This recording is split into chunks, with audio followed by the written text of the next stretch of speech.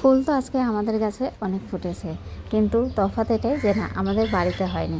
আমাদের বাড়ির কাছে যদি এই ফুলগুলো হতো তাহলে হয়তো মনটা আরও বেশি খুশি হতো। এই গাঁদা ফুলের গাছটা দেখো, কাটোয়াতে যখন গেছিলাম তখন কতটা ছোট ছিল, এখন বেশ বড় হয়ে গেছে। মনে হচ্ছে যে না এক সপ্তাহে গাছটা অনেকটা বড় হয়ে গেছে। গুড়ি সকালবেলা ফুল টুল তুলে এই যে দেখো একটু হাঁটাহাঁটি করছে। গুড়িরও কিন্তু মোটামুটি অভ্যাস আছে এগুলো করার। গতকালকে জামা কাপড় ধুয়ে দিয়েছিলাম, সেই জামা কাপড়গুলোই সকালে আবার মেলে দিলাম, কেন কি কালকে কোনো কিছুই শুকায়নি। আজ গুড়িকে টিফিনে করে দিয়েছিলাম ম্যাগি। আমি হয়তো গুড়ি 1.5 বছর 2 বছর হতে চললো স্কুলে ভর্তি হওয়া, আমি এই দুবার হয়তো করে দিয়েছি। নার্সারিতে যখন ছিল তখন বছরে ওকে আমি একদিনই ম্যাগি দিয়েছিলাম, আর আজকে আবার করে দিলাম। আজকে ম্যাগি দেখে গুড়ি কিন্তু ভীষণ খুশি, বলছে আজকে সব ফ্রেন্ডদেরকে বলবো যে না মা ম্যাগি দিয়েছে। গুড়ি ম্যাগি খেতে ভীষণ পছন্দ করে, কিন্তু আমি ওকে দিই না। ও হয়তো ম্যাগি খুবই কম খায়, আর স্কুলে তো বলা চলে আমি দিই না। তো এখানে অনেকটাই ম্যাগি করেছিলাম, গুড়িকে টিফিনে তো দিয়ে দিলাম, আর কিছুটা বাকি ছিল, আর হাতেও একটু সময় ছিল। তো ভাবলাম যে না ম্যাগিটা খেয়েই যাই, আসার পরে তারপরে চা খাওয়া যাবে। তো গুড়িকেও এখানে অল্প অল্প করে দিচ্ছিলাম, তো ও বলছিলো যে না আর খাবে না, ওর ভালো লাগছে না। তো যাই হোক 2 চামচ খেলো, আর বাকিটা আমি খেয়ে নিলাম। খেয়ে দিয়ে গুড়িকে তো রেডি করানো হয়ে গেছে, আমিও রেডি হয়ে গেছি। শুধু গুড়ির চুলটা একটু শুকালে পারে চুলগুলো বেঁধে দিয়ে তারপরে আমরা বেরিয়ে পড়বো। গুড়ি যেরকম ম্যাগি পছন্দ করে আমারও কিন্তু বেশ ভালো লাগে। এই দিক দিয়ে কিন্তু গুড়ি আর আমার অনেকটাই মিল আছে। গুড়ি যেরকম আটার জিনিস, রুটি, পরোটা, লুচি এসব ভীষণ পছন্দ করে, আমারও কিন্তু বেশ ভালো লাগে। পঙ্কজ আগে বলতো যে না ওর ভালো লাগে না, কিন্তু এখন মোটামুটি ও বেশ পছন্দ করে। আমি এদিকে দেখো দুজনে খেয়ে নিয়েছিলাম, তো খাওয়াও হয়ে আসছে। এখন শুধু রেডি হব, রেডি হয়ে বেরোবো। মুডটা ঠিকই ছিল, যে স্কুল যাবে মুডটা খারাপ হয়ে গেছে, বলছে যে না আজকে যাব না।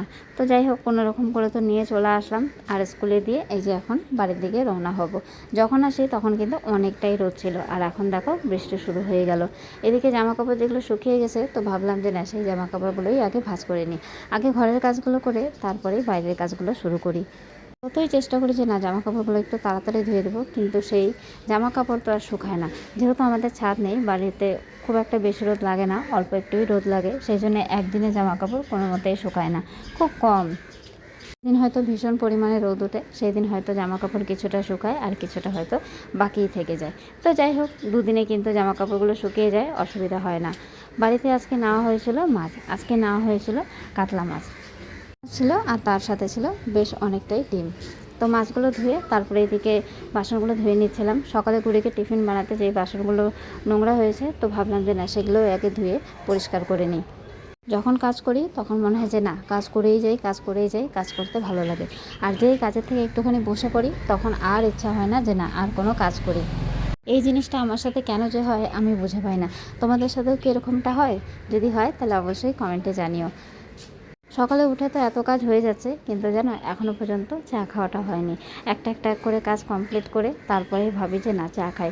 তো অভ্যাসটাও এরকম জায়গায় দাঁড়িয়ে গেছে, সকালে উঠেই চা খেতে এখন আর ভালো লাগে না। চলো বাসনগুলো তো ধোয়া হয়েই যাচ্ছে, আর তার সাথে কিছু জামা কাপড় আছে, তো জামা কাপড়গুলো ভিজিয়ে দিব। এখন আর ধোবো না, শুধু জামা কাপড়গুলো ভিজিয়ে রেখে দেবো। আগে চাটা খেয়ে তারপরে জামা কাপড়গুলো ধুয়ে দেবো। আবার গুড়িকে ঠিক টাইম মতো স্কুল থেকেও আনতে হবে, সেই কথাটাও মাথায় আছে, সেই মতোই কাজগুলো করে নিচ্ছি। তো চলো বাসন ধোয়া কমপ্লিট, এদিকে জামা কাপড়গুলো ফটাফট করে ধুয়ে নিই। আর কালকে দেখো গুড়ি কী করেছে, যতগুলো সিঁদুর ছিল কৌটোতে সব সিঁদুরগুলো ঢেলে কী করেছে। মাঝে মাঝে এরকম কিছু দুষ্টামি করে, কি বলবো, কিছু আর বলার নেই। কিন্তু যাই হোক বাচ্চা মানুষ, ওই হয়তো হাত থেকে পড়ে গেছে। এখন এরকমও হয়তো যে না আমার হাত থেকেও হয়তো পড়ে যায়, তাই না? বড়দের হাত থেকেও অনেক সময় অনেক জিনিসই নষ্ট হয়, পড়ে যায়, কিন্তু আমরা সবসময় বকা ছোটোদেরকেই দিই। তো এই জিনিসটা আমার একদমই পছন্দ হয় না। চলো মোটামুটি কলের পাড়ে কাজ শেষ, জামা কাপড় ভেজানো হয়ে গেছে, এখন এগুলো ভেজুক। এই চান্সে আমি চাটা খেয়ে নেবো। চাটা খেতে খেতে একটুখানি সময় লাগবে, কেন কি চা আমার অত তাড়াহুড়া করে খেতে ভালো লাগে না, মনে হয় যে না একটু আস্তে ধীরেই বসি। আর এই যে এখন বসে এখন আর আমার ইচ্ছা হচ্ছে না যে না আর কোনো কাজ করি। একবার বসলে পারে তারপরে আর কাজ করতে ভালো লাগে না।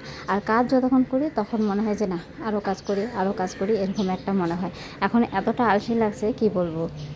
চলো আলসে লাগলে হবে না, চা করা হয়ে গেছে, এখন চা খেয়ে তারপরে বাকি কাজগুলো সেরে স্নান ধান করে গুড়িকে নিতে যেতে হবে। অনেক কাজ এখনও পড়ে আছে। তো চলো আজকের মতন টাটা, আবার দেখা হবে নতুন কোনো ব্লগে। ততক্ষণ সবাই ভালো থেকে সুস্থ থাকো।